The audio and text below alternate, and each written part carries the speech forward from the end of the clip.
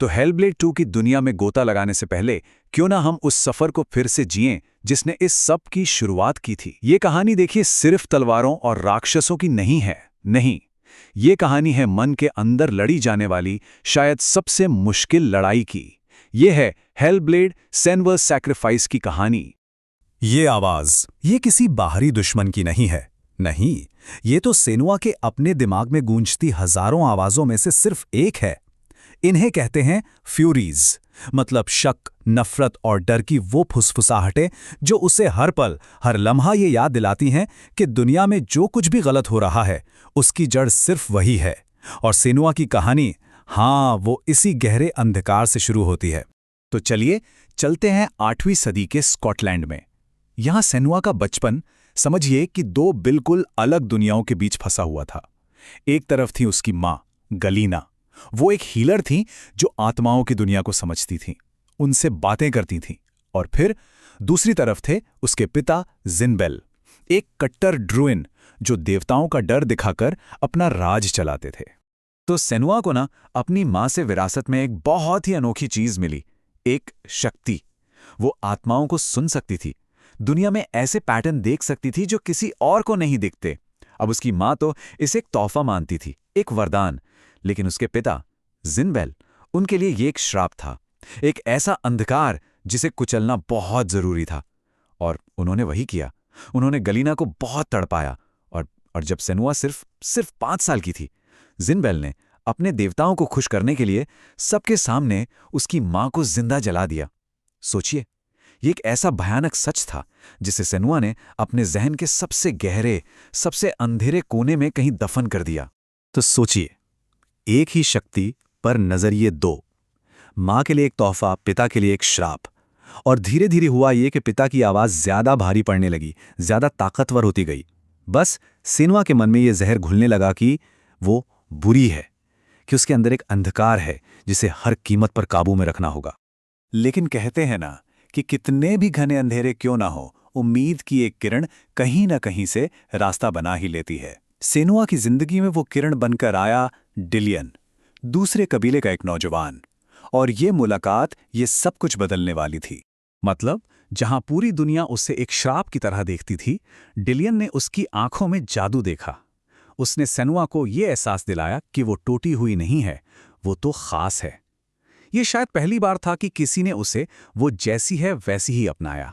और बस इसी प्यार ने सेनुआ को वो हिम्मत दी जिसकी उसे जरूरत थी, अपने पिता के बनाए डर के पिंजरे को तोड़ने की हिम्मत। और डिलियन से मिली उस हिम्मत का नतीजा क्या हुआ? सेनुआ ने वो कर दिखाया जो पहले नामुमकिन सा लगता था। उसने अपने पिता का घर, उसके सारे जुल्म, सब कुछ पीछे छोड़ दिया। एक बहुत मुश्किल वॉरियर ट्रायल पास किया और डिलियन के गांव में एक नई जिंदगी शुरू की। उसे लगा, शायद पहली बार ऐसा लगा, कि उसकी कहानी अब उसके अपने हाथों में है। लेकिन किस्मत को शायद कुछ और ही मंजूर था। ये खुशी ज्यादा दिन नहीं टिक पाई। एक के बाद एक ऐसी त्रासदियां हुईं जिन्होंने सेनुआ की दुनिया को पूरी तरह बिखेर कर रख दिया और उसे एक ऐसे खतरनाक सफर पर धकेल दिया जिसकी उसने कभी कल्पना तक नहीं की थी। हुआ ये कि सबसे पहले गांव में एक जानलेवा प्लेग फैल गया और सेनुआ के मन में वो पुराने डर फिर से जाग उठे। उसे यकीन हो गया कि ये सब उसी की वजह से हो रहा है।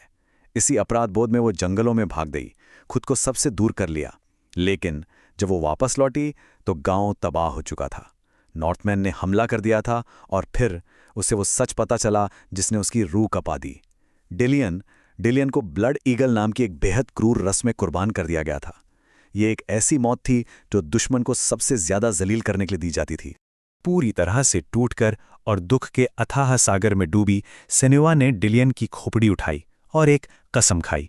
उसने तय किया कि वो नॉर्स माइथोलॉजी के नर्क हेलहाइम तक जाएगी और मौत की देवी हेला से अपने प्यार की आत्मा छीनकर वापस लाएगी, चाहे कुछ भी हो जाए। तो बस यहीं से शुरू होता है सेनुआ का सफर हेलहाइम की ओर। लेकिन एक बात समझनी होगी, ये कोई आम नर्क नहीं है। यहाँ के जो दानव हैं, जो मॉन्स्टर्स हैं, वो कहीं बाहर से नहीं आते। अरे नहीं, वो तो सेनुआ के मन के ही डर हैं, उसके सदमे हैं, जिन्होंने अब एक भयानक जीता जागता रूप ले लिया है। और हेला तक पहुंचना कोई बच्चों का खेल नहीं था। रास्ते में उसे बड़ी बड़ी चुनौतियों का सामना करना पड़ा। पहले उसे वॉलरावन, जो भ्रम का देवता है, उसके मायाजाल को तोड़ना पड़ा। फिर आग के दैत्य सर्टर की धधकती ज्वालाओं से लड़ना पड़ा। जब उसने इन दो नामुमकिन सी लगने वाली परीक्षाओं को पार किया, तब जाकर हेलहाइम का पुल उसके सामने आया। लेकिन जैसे ही वो पुल पार करती है, उसका सामना होता है खुद हेला से।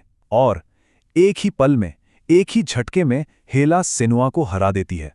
उसकी हिम्मत और उसकी तलवार दोनों एक साथ टूटकर बिखर जाते हैं। वो जमीन पर है और सब कुछ अंधेरा।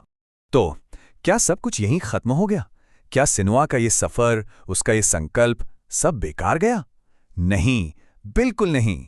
हार के उस सबसे गहरे पल में डेलियन की यादें उसे रास्ता दिखाती हैं। उसकी आवाज सेनुआ को फिर से उठ खड़े होने की हिम्मत देती है, और इस बार वो 4 नई और भी ज्यादा मुश्किल परीक्षाओं का सामना करने निकल पड़ती है। मकसद, ग्रामर नाम की एक पौराणिक तलवार हासिल करना। एक ऐसा हथियार जिसके बारे में कहा जाता है कि वो देवताओं को भी झुका सकता है। तो अब एक नई ताकत और एक नई उम्मीद के साथ सेनुआ आखिरी लड़ाई के लिए तैयार है। और ये लड़ाई सिर्फ हेला से नहीं है, ये लड़ाई है उसके अपने अंदर बसे राक्षसों से। और यही कहानी के इस मोड़ पर सेनुआ को एक चौंकाने वाला सच समझ में आता है। वो अंधकार जिसके साथ वो पूरी जिंदगी जीती आई है, वो कोई दैवीय श्राप या जादू टोना नहीं था। नहीं, वो तो बस वो दर्द था, वो डर था, वो नफरत थी जो उसके पिता जिनबेल ने बचपन से उसके दिमाग में भर दी थी। ये एक झूठ था, एक ऐसा झूठ जिसे वो अपनी सच्चाई मानकर जी रही थी। और अपनी लड़ाई के सबसे मुश्किल पल में उसे डेलियन की कही एक बात याद आती है।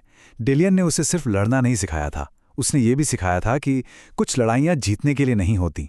कभी कभी हार को, नुकसान को स्वीकार कर लेना भी अपने आप में एक बहुत बड़ी ताकत होती है। और ये एक पल, ये एक ख्याल उसका नज़रिया हमेशा के लिए बदल देता है।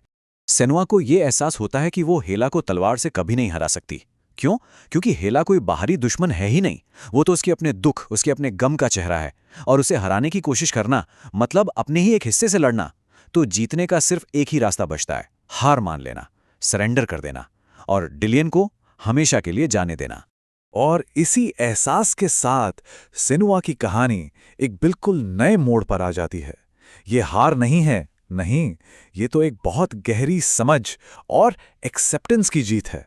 यहीं से सेनुआ का असली ट्रांसफॉर्मेशन शुरू होता है।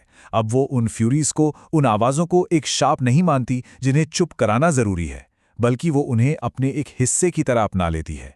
वो समझ जाती है कि इन आवाज़ों को दबाना नहीं, इन्हें समझना है। मतलब वो अपनी इस हालत को मिटा नहीं रही, वो इसके साथ जीना सीख रही है। तो आखिर में सेनुआ कुछ बहुत ज़रूरी सच स्वीकार कर लेती है। पहला, वो उस प्लेग के लिए जिम्मेदार नहीं थी। दूसरा, वो डेलियन की मौत की वजह नहीं थी। तीसरा और सबसे जरूरी, उसका वो तथाकथित अंधकार उसके पिता का फैलाया हुआ एक झूठ था। और चौथा, डेलियन को जाने देना, उसे अपने दिल से विदा करना ही उसकी असली जीत है। तो सेनुआ ने अपने मन को आज़ाद कर लिया है अपने पिता के झूठ से। लेकिन लड़ाई अभी खत्म नहीं हुई है। अब जब उसने अपने अतीत के सच को अपना लिया है, तो एक नया और भी बड़ा सवाल सामने खड़ा है। वो उन नॉर्डमैन से अपना बदला कैसे लेगी? खासकर तब जब सारे सुराग इसी ओर इशारा कर रहे हैं कि शायद उसके अपने पिता ने ही उन हमलावरों को डेलियन के गांव का रास्ता बताया था। और इसी सवाल का जवाब हमें मिलेगा हेलब्लेड 2 की कहानी में।